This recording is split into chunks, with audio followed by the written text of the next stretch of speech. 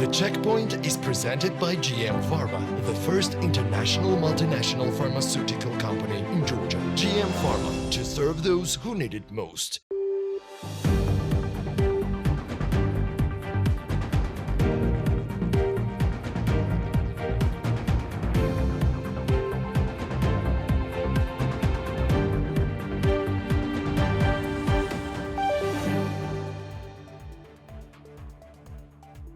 A-category taxis with vehicles no older than 10 years will be permitted to drive in bus lanes from June the 1st, Tbilisi Mayor Kakakaladze announced at the municipal government meeting. According to Kaladze, A-category taxis previously were allowed to pick up passengers from the bus lanes. Taxi drivers will be able to get specific stickers at municipal service centers in May.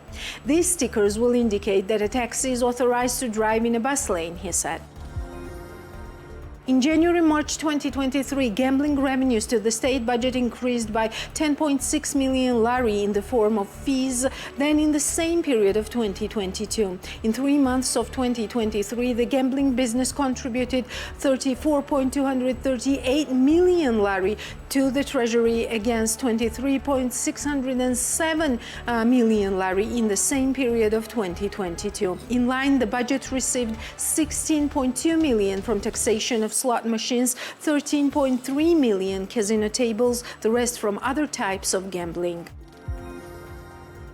In January-March 2023, the import of gasoline and diesel fuel in Georgia amounted to 275,000 tons, that is 17.8 thousand tons or 6.9% more compared to the same period of last year.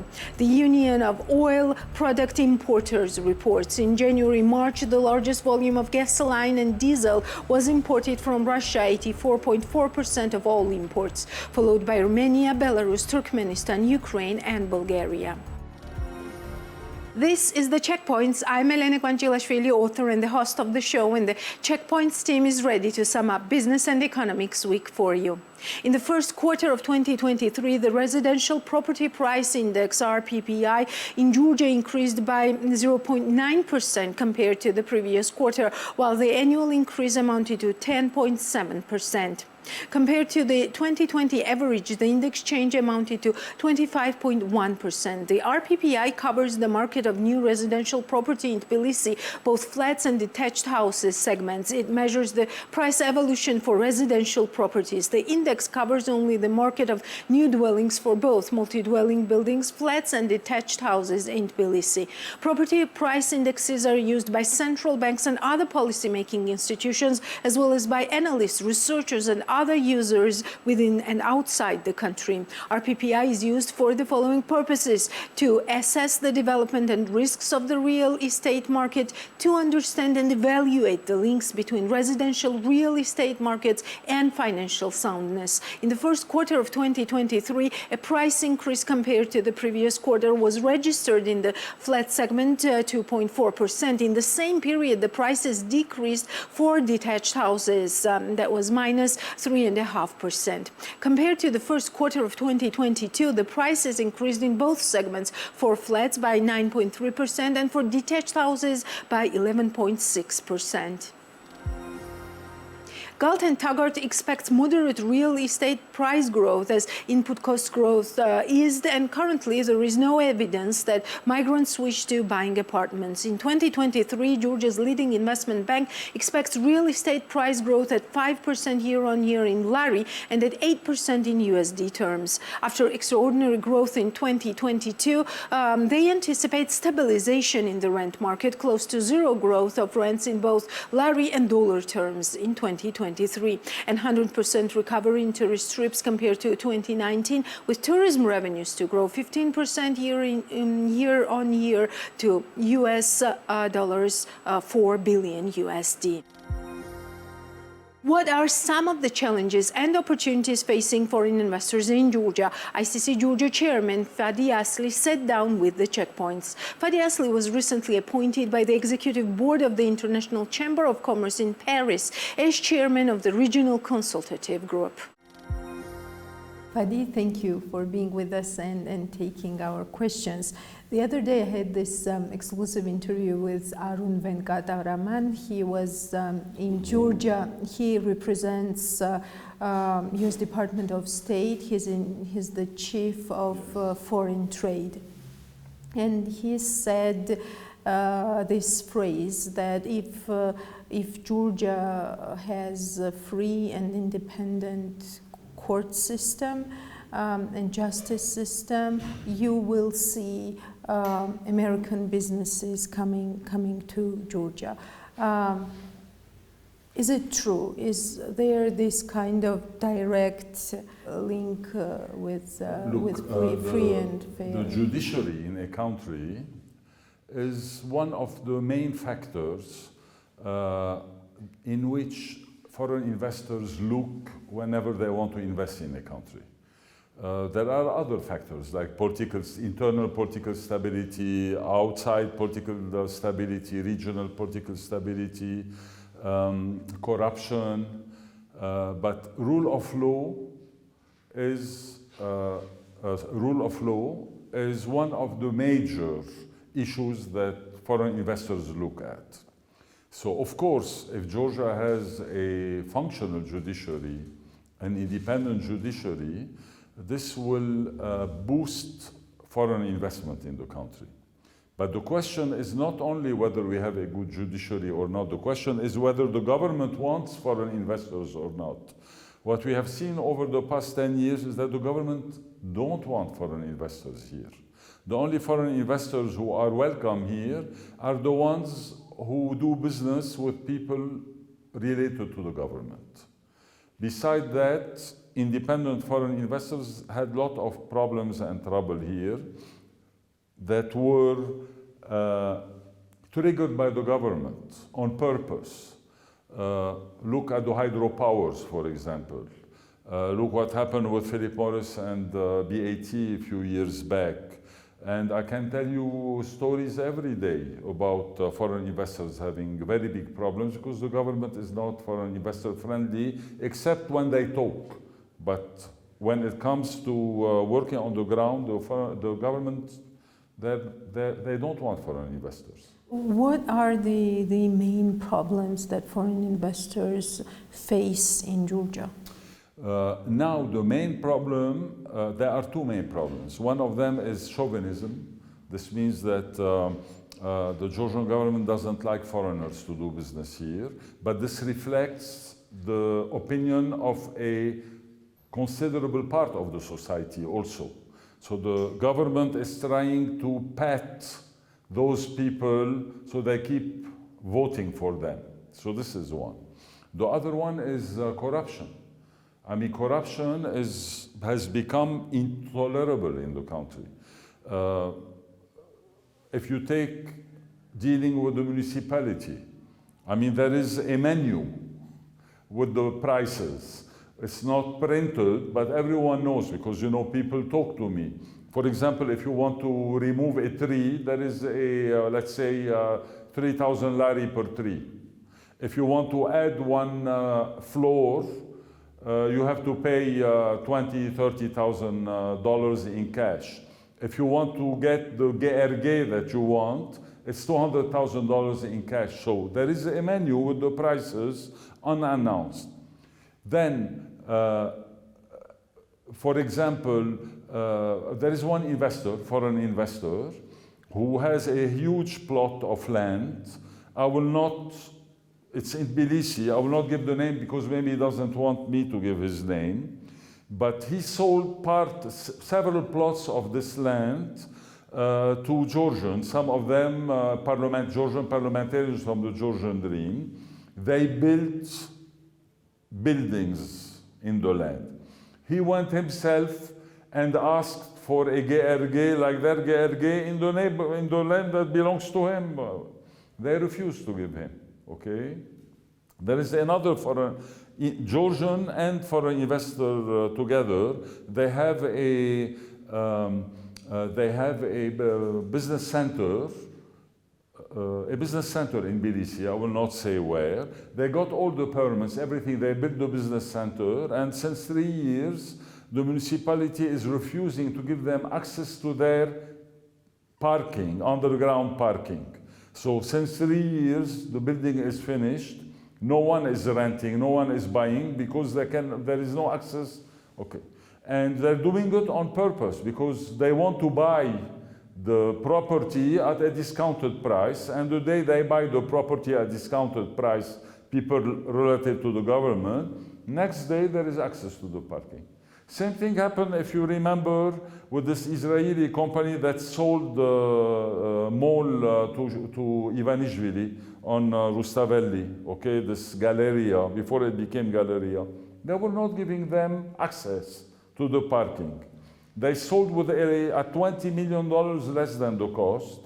Next day, there was access to the parking. So those are serious problems, okay? And no one wants to touch Georgia anymore. I mean, you know, our office is like the weeping wall of Jerusalem. Every day we have somebody coming crying, this happened to us, this happened to us. Is this corruption, Fadi, or is this bad bureaucracy? No, it's corruption. The problem are done on purpose. Then you have many businesses that are close to the government, that can do any business that they want, any project, especially with the municipality. You have few developers who are very close to the mayor. And those guys, if they want to build a skyscraper in Abano Tubani, they can get the license and build a skyscraper over there, you see? So that's the problem. That's why no one serious wants to touch Georgia. Yes, you have people who come buy a piece of land or an apartment, but you know, this does not create a momentum. And if you look at the FDI figures, you will see that 65% of the FDI is reinvestment. What's reinvestment? It's not reinvestment. It's the profits that were not disbursed by those foreign companies between brackets. Those are the profits that remain. Like you take Makti, okay, is one of the largest foreign investors. It doesn't mean that they invested $100 million in 20 or 50 million. No, it means that they generated profit that is in their bank account. It has not been distributed to the equity shareholders. This means it's safe. Okay. Then you have loans from international banks. It's a loan. It counts as foreign investment, like 10, 12%. And then last year we had like 30% equity investment, which is like people who came and bought something, okay? This is what counts. So that's the picture. I mean, and we had $2 billion of FDI, out of which $400 million are in real estate. In 2021, it was $40 million in the real estate. So we increased $360 million. Why? Because you have all those Russians who came here and who bought apartments and things like this. Could rule of law change this picture with investors? Of course, rule of law is the basis. Without rule of law, a country cannot function. Can we say that court reform is the main reform out of those 12 preconditions that we have for getting this EU candidate country status, where the government needs to show its political will that it is ready to reform the system? Yes, definitely. Reform of the court is maybe, I cannot put which one is more important because the 12 points are very important. But it is definitely one of the most important points in order to put the country back on track and to create stability in the country. Because, you know, the courts are being used by the government to serve their own agenda. And that's why the government doesn't want to do any reform and reform the courts, because if they reform the courts, there would be cutting the branch on which they are sitting, because they sit thanks to the courts. And it is like They defend the court defend them, and it's a win-win between the government and the judiciary. We protect you, you protect us, we stay in power forever. However, having said that, we have seen it historically from the Shevardnadze's time till now. The judges, they have no loyalty. The judges, you see those judges that have been appointed now by the Georgian Dream, all of them, who are like, going every day in front of Ivanishvili and kissing his hand. Those are the same judges who will put Ivanishvili in jail and all the government in case the government change. They have zero loyalty. They will be loyal to the next government that will come in power. So, and that's a real problem because there is no independence and they are all involved, many judges are involved themselves in corruption.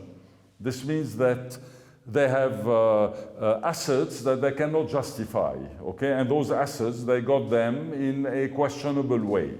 This means that any government that will come can put any judge in jail.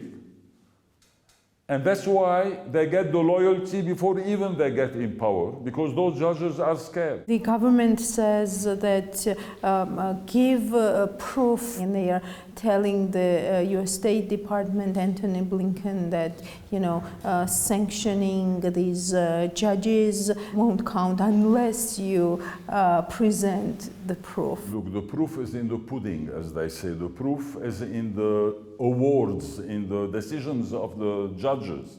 This is the proof. When you read a decision and you see the case and you see that the decision is totally irrelevant to the case, it's a crooked decision. Like the case of Philip Morris and BAT, if you remember, when this Judge Vladimir Kakabadze decided to make them pay $140 million jointly based on a law that does not exist in Georgia. Because we didn't have a law for that here in Georgia. What will this sanctioning of these judges change? Because now what we see from the government's rhetoric, from the court's rhetoric, is that this decision might worsen the situation with polarization, and this might work against the EU candidate country status. This means Georgia now is one of the countries that is sanctioned. So already this is very bad, okay? This is one. Second, the sanctions by themselves are not very strong sanctions. This means like prohibiting someone from traveling to the United States is not a big sanction. But it's a very symbolic move because this is the first time that the United States takes a punitive measure against Georgia. And the relationship between the United States and Georgia since 30 years is very close. I mean, they are like our closest ally and they supported Georgia all over those years. And this means that this is a message, much more than a sanction. It's a message that we did this. If you don't correct your course, there will be serious things happening, serious sanctions happening, okay? So it is in this context that the Georgian governments need to read it. It's not in the context, what did the judge do, show us on what, that's irrelevant. It's in the context that, what is the next step now, okay? Are we going to continue within this line and we're going to get slapped with serious sanctions? Or are we going to change our course and work on those 12 points and start building the country properly and stop corruption and fix the judiciary and all those things? Is there enough time till October? Look, I don't think that, it's David Copperfield who's going to come and make the 12 points. It takes a very long time to, it's not a decision that the parliament takes that we're going to reshuffle the judiciary. There should be results. So, honestly, so you do not believe that, showing the political will and considering that Georgian people have defended many times this Euro-Atlantic course of the country, so this showing political will can help to for Georgia to grant candidate status and then, for example, say that, you know, here is the status and now you have to work further on reform. No, so that's not I don't your think it will expectation. happen like this. In my opinion, you know, the government is responsible for the country, not the people. And giving the status of member at a time the government has totally diverged from the European path and the Western path is giving a brownie to the government, okay? Giving them credit that they don't deserve. And it will encourage them, and then you know what will happen? Then those 12 points will not be done in 2024, because if they are done in 2024, there is no way that the Georgian regime will remain in power. There is no way, because they have to go through this proportional elections, 100%. So this means that the Georgian regime will lose their majority, okay? And if they lose their majority, this entails a lot of negative repercussions for them, including prosecuting some of them who were involved in corruption or in wheeling, dealing, or whatever. And there are many of them who do things like this. So I think that they will play it rough till the end, the Georgian dream. This is my opinion. And in my opinion as well, I might be wrong, but I would be very surprised if we get the European candidacy at the end of the year. I will be very surprised. I don't think it will happen. What will be the consequences of that? Well, the consequences of that, people will get angrier against the government, okay? And the 2024 will be a very tense year, a very politically tense year. That will be the consequences. And when we will have a proper government that will work on those 12 points seriously and make them happen, then we can apply for candidacy. It's not that the door is closed for us forever. This means if we don't get it in December, we will never get it. No, maybe we'll get it in 25, in 27, I don't know. But I'll be very surprised if we get it at the end of the year. Why are you surprised? Because, for example, what we see from different sources, what the European Commission is looking at for example, like intermediary reports, they are saying that Georgia is doing quite well on some of the points. The EU wants Georgia to be part. I mean, it's strategically important for the EU. It's not that they're doing us a favor, you understand? I mean, it's a win-win that Georgia, because geopolitically, the EU will become stronger if Georgia, that is on the eastern side of the Black Sea, becomes an EU member. So geopolitically, it's in the interest of the EU also. However, and maybe economically as well now, because of the middle corridor and all the projects that we are hearing. Yes, but that's a problem, the middle corridor, because technically the middle corridor does not exist. The whole idea of the middle corridor is to shortcut Russia. As long as Georgia is pro-Russian and following the Russian policies, the middle corridor is ephemeral. Yes. So, but to come back to your point regarding those interim reports and those messages, those are messages, diplomatic messages that are being sent to kind of give some hope to the government to try to start changing things. It's not that the EU, they're not stupid. Neither the EU ambassador is stupid, nor the EU in Brussels. I mean, they know very well what's going on the ground and who's doing what and what are the policies of the government. But they're sending positive messages, trying that maybe this government will change course somehow. That no, because if they come today and say there is no way you're going to get your candidacy in December, then the government will remain on their position and they will not try to change anything. So those are diplomatic messages, just enticing the government to try to start changing course, which will not happen because this government is hostage of Russia. I mean, they will not do it in any way. So let's be pragmatic. So where do you see the way out in this situation? Unless there is either a geopolitical change with the war between Russia and Ukraine, this could have an impact on Georgia, or if Ukraine, when Ukraine wins. if Ukraine has the upper hand and they started negotiations for the Russians to withdraw, this will relieve the Georgian government from the Russian pressure, okay? So this is one, because the Georgian government is hostage. I mean, they are hostage of Russia. I don't think that, I don't think that Garibashvili or Kobakhidze or even, what's his name, the Sozar Subari, there are traitors to the country. But they have information that we don't have, okay? They know that if they don't follow the course that they are following, something bad is going to happen. What is the something bad for them or something bad for the country? I don't know. So they are hostage. It's not by choice that they decided to go, but they are hostage of Russia.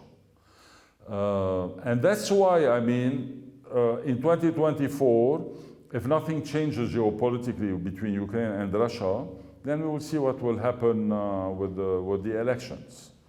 Because people are tired, life has become very expensive in Georgia. I mean, the cost of life is similar to the cost of life in certain EU countries. But in the EU countries, it's the EU. This means you have perks, you have other things. You have a proper pension, not $100 pension. You have social, hospitalization and insurances and all these things. So it justifies a higher cost of life. But here we have a high cost of life with nothing. I remember how Mike Honigstein said that, this is the reason why Georgia needs to become a member of EU, because why would you leave for the EU if you can live in the EU?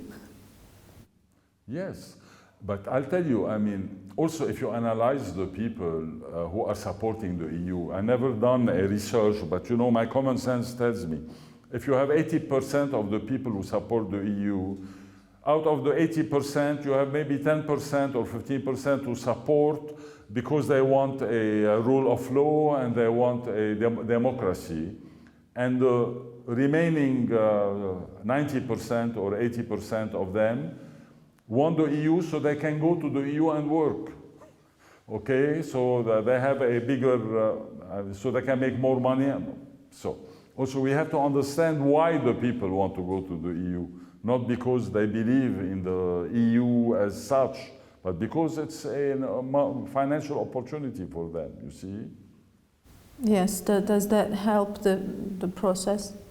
No, I mean, this does not help the process because those people who go to the streets are those 15% who want their country to be a democracy and there is no corruption. Thank you, Fadi. More on business news and outlook this week from our reporter Natia Taktakishvili. Silk Road Group declares that the construction of Hotel Telegraph in the city center will be finished late in 2024.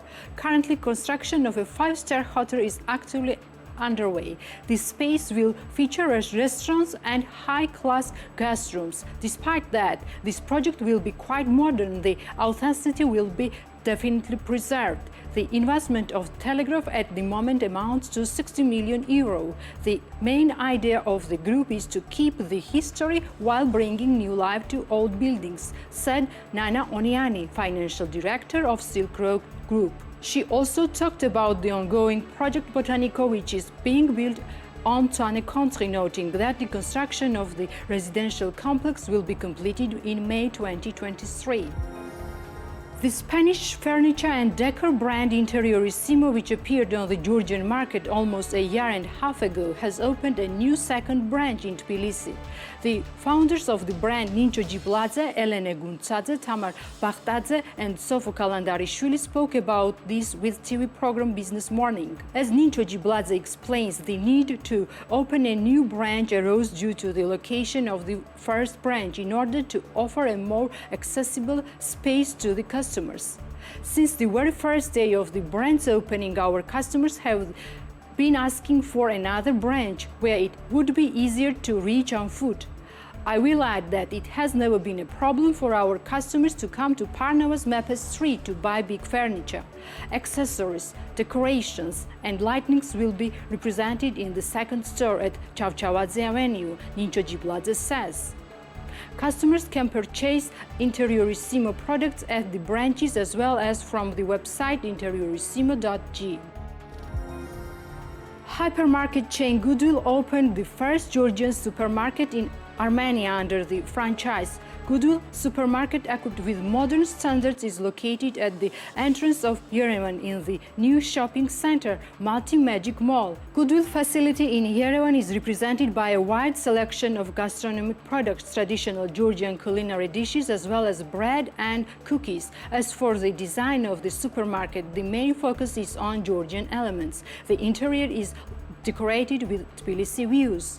The opening of the first Georgian supermarket in Armenia was attended by the ambassador of Georgia to Armenia, Giorgi Sharvashidze. This is the first time that such a large distributor entered Armenian market. We have quite positive economic relations, which means that Georgian companies have a green light in Armenia, said Sharvashidze. The company Goodwill has been leading brand of the Georgian retail market since 2004. Goodwill is also expanding its own production along with the growth of the product range and sales. Luca Polare started production of packaged frozen croissants. As the company says, Luca Polare is developing takeaway direction, and after starting the production of packaged ice cream, it offers frozen croissants to the customers. The price of 4 packaged frozen croissants amounts to 12 lari. Luca Polare is the ice cream chain that offers customers more than 80 types of ice cream and exclusive coffee. The brand has been operating on the Georgian market for 15 years and currently has 23 branches in 5 cities across Georgia. A new residential area house in Bazaleti is being built near Tbilisi. The founders of the company, Alexandre Silagadze and Giorgi Sikharulidze, have already implemented a similar project near Bazaleti Lake, which turned out quite successful. That's why the partners decided to build a new residential neighborhood. Speaking to BM.G, the founders of the company, Alexandre Silagadze, notes that 6 out of 10 houses in the new residential area have already been sold, and the project is actively being implemented. The project includes houses with different areas, which comes with a yard of 550,000 square meters. The cost of a house for 60 square meters starts from $45,000 USD, while the cost of a house with 120 square meters amounts to $60,000 USD. The project includes setting up the road infrastructure as well as communications and arrangement of the necessary space for the pool in the yard. The house is in a green frame condition and the buyer only has to carry out cosmetic repairs. Apex Development Construction Company is building Apex Nutsubidze, a 20-story multifunctional residential complex in cooperation with Bazisbank. The value of the project is $6.1 million USD. The project includes 8,000 square meter residential complex with parking space located in clean and safe environment, combining commercial, office and residential spaces.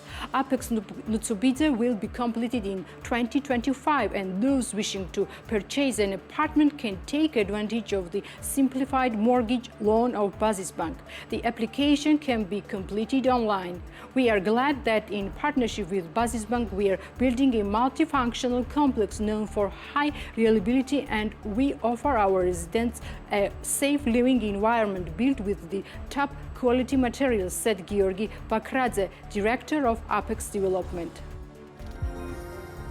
Soma Kids, the first Georgian brand producing eco-friendly clothes for babies, is preparing for exports. According to Sofia Tuaev, the founder of the company, exports are important for the brand because ecologically clean products are expensive for the Georgian market. As she notes, only 20% of customers consume Soma Kids products on the local market due to the low purchasing power. Soma Kids appeared on the market a few months ago. As the founder told BM.G, 8 years of experience in the field of textile helped to produce environmentally friendly clothes for babies embroidered with Georgian traditional ornaments. According to her, in the future, Soma Kids will take care of the processing of production waste and will sew sleeping bags for pets. Soma Kids baby clothes and accessories are available through their social networks and website somakids.g. The price for baby clothes starts from 50 lari. The brand of handmade tents for children, Caravella, is planning to export. The founder of the brand, Barbara Galdava, spoke about this while visiting TV program Women's Narrative. "We are interested in the foreign market and we are actively working on exports. We want to export both tents and other products," she explained. Caravella was established 5 years ago with an investment of 300 lari, and at first it offered the customers handmade tents. Now the products have expanded and today the brand produces sensory swings, bags, pillows, decorative carpets and curtains along with tents. Customers can find small workshop and showroom in Tsinamzgrishvili Street in Tbilisi. Caravella employs 5 people. The products can be purchased through online platforms as well as in the showrooms. Winery Veleula plans to expand the number of exporting countries and increase production. Our wine is represented in 10 countries, including America and Great Britain, as well as in some other European countries. Due to the fact that the demand and interest is very high, we are going to export our wine to the new markets. In this regard, we are very interested in the Eastern market, explained Salome Pochua, exporting manager of Veleula. As for the Georgian market, according to her, their wine is sold in the store chain Vatasimo Savali and the wine exchange, although their priority is still direct communication with the customer. That's why they often hold many promotion campaigns. Veleula has been operating on the market for more than a year. The winery is located in Racha and owns 25 hectares of vineyards. Veleula currently employs 12 people.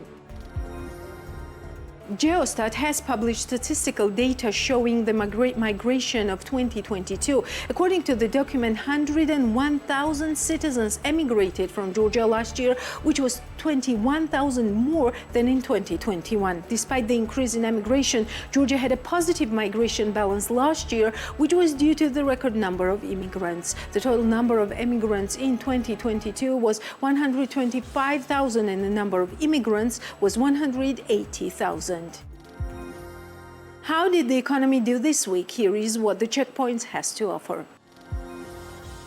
I want to state once again that Georgia's place is in Europe. Georgia deserves candidate status for EU membership. Prime Minister Irakli Garibashvili said at the annual Conservative Political Action Conference in Budapest. As the head of the government noted, Georgia expects a far-sighted and fair decision from Europe regarding the candidate status. According to him, visa liberalization, the association agreement with the European Union and the free trade agreement, as well as the granting of a European perspective to Georgia by the European Union, are the achievements of the current government's efforts. Within the scope of the annual meeting of the ADB, a landmark event has been held in the format of a business session of ADB governors. Lasha Khutsishvili, Minister of Finance of Georgia and ADB governor, spoke at the event. He focused on the role of bank in supporting the region through making significant changes. As he noted, key principles of the ADB and other development partners should be a flexibility and decisive action in response to pressing challenges. He added that by quick recovery of the economy, Georgia has demonstrated its commitment towards a sustainable development policy. Minister stated that the country has a double-digit economic growth in 2 years in a row. He claims that strong economic and fiscal parameters give a solid foundation for a long-term strategic planning. Tbilisi Mayor Kakakaladze says that Georgia deserves the EU candidate status last year as well because it had taken concrete steps for it. According to him, not granting the status to Georgia was a political decision. I have repeated it many times and I will say it again that Georgia deserved the status of a candidate for the European Union. It's true that the decision was made regarding Ukraine and Moldova, but we were the first to deserve it. Don't take this as if we approach a country at war, God forbid. On the contrary, I will always be happy for the success of Ukrainians. However, if we look at it realistically with parameters and numbers, Georgia is the first that has taken concrete steps, implementing reforms, fighting corruption, etc. Not granting the candidate status was a political decision, and the public understood very well why it happened. The government of Georgia is a problem for them because it does not join the sanctions, does not start a war, and does not open a second front in the country. All this was used as a kind of leverage. After that, they gave us 12-point plan, said Kakakaladze.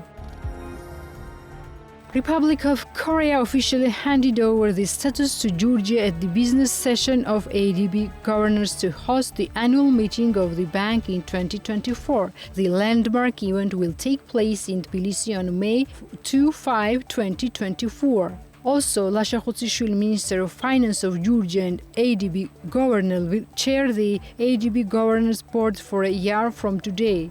As a host country of the annual meeting of the ADB next year, Georgia has its corner on display, which has been visited by a lot of delegates from participating countries. Official and cultural event was held on May 5 to present Georgia as a host country for the 67th annual meeting of ADB in 2024. Bidzina Ivanishvili really cannot be blackmailed with financial sanctions. He will not take any wrong steps against the country or people. They don't know the phenomenon of Bidzina Ivanishvili. The Secretary General of Georgian Dream and Mayor of Tbilisi, Kakakaladze, said in response to the question regarding the possible sanctioning of Bidzina Ivanishvili, the founder of Georgian Dream Party. According to Kaladze, the formal sanctions of Ivanishvili will have no result. Whatever their desire is, whatever their goal is, for which they are taking these steps, they will not get results because they don't know Bidzina Ivanishvili. They really cannot blackmail Bidzina Ivanishvili with financial sanctions and will not make him take wrong steps against the country or people. They don't know the phenomenon of Bidzina Ivanishvili, and this is a sad reality, Kaladze said.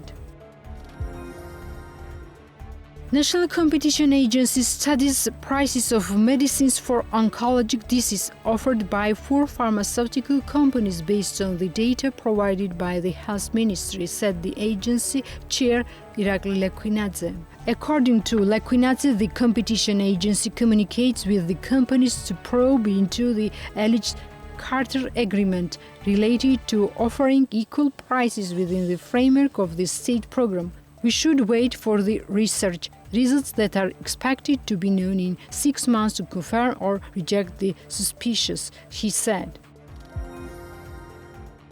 Passengers will be able to pay taxi fares by a QR code from May 2022 against previous cash payments only, Tbilisi Mayor Kakakaladze said at the municipal government meeting. However, Georgian company introduced this innovative method that identifies the account of any person. The taxi drivers will receive the codes at service centers.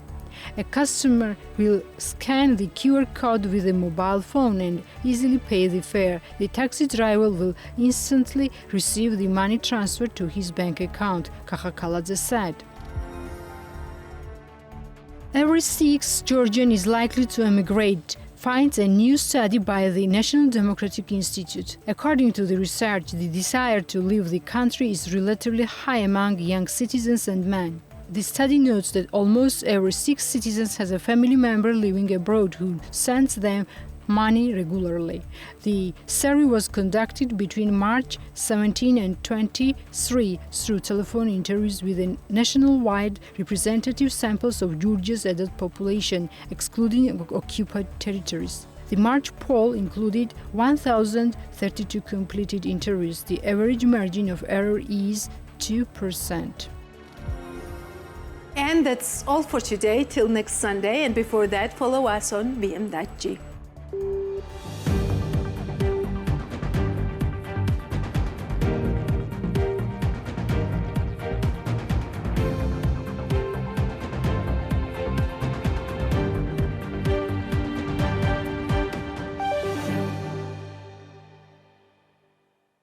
The Checkpoint is presented by GM Pharma, the first international multinational pharmaceutical company in Georgia. GM Pharma, to serve those who need it most.